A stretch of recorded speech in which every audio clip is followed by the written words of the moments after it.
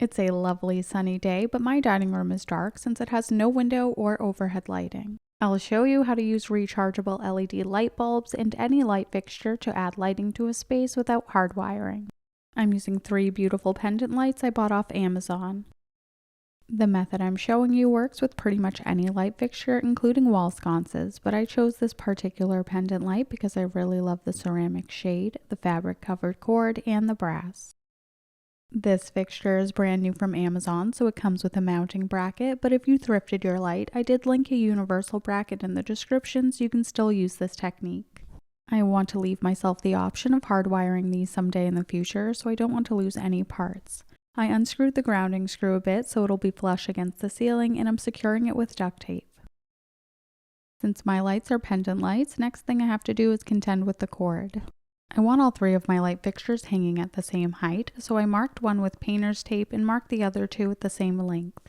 My light fixture comes with this brass piece for feeding the cord through.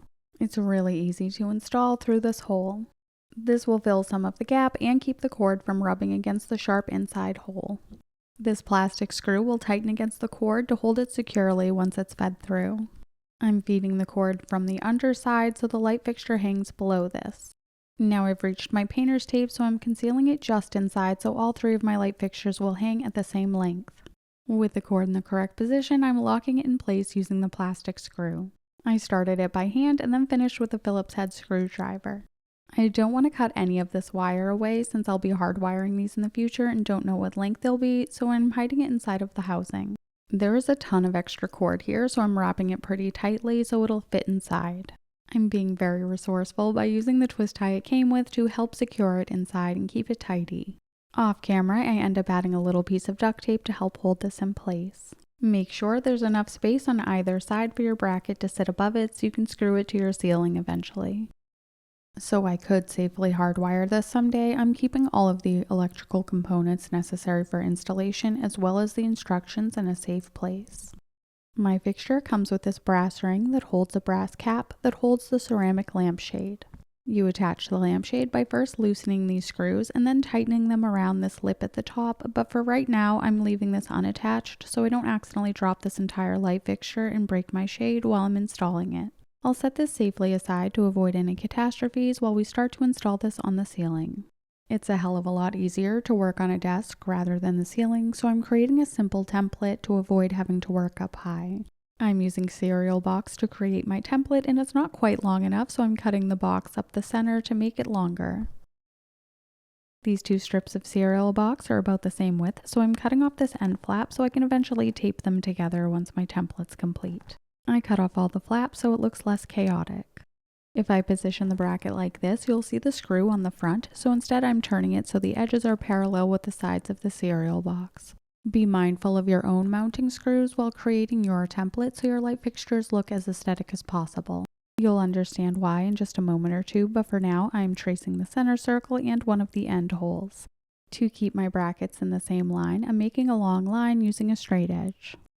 I determined how much space I want between each light fixture, and now I'm taking a bracket and tracing all 3 holes on that straight line I made. I centered the holes of the bracket on the line. I'm connecting the 2 pieces and finishing drawing the center bracket. If you're wondering why I didn't connect the pieces prior to starting the template, it's because I didn't think about it until just now. That would probably be a sensible approach.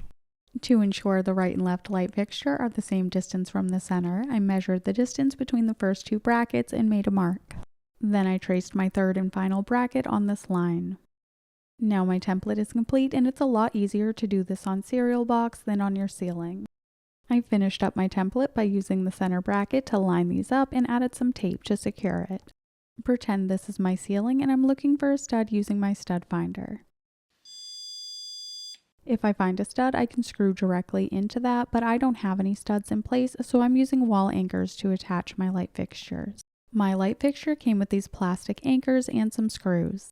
For these particular anchors, you drill a hole into the ceiling and gently bang the plastic anchor into place so you can attach your screw securely.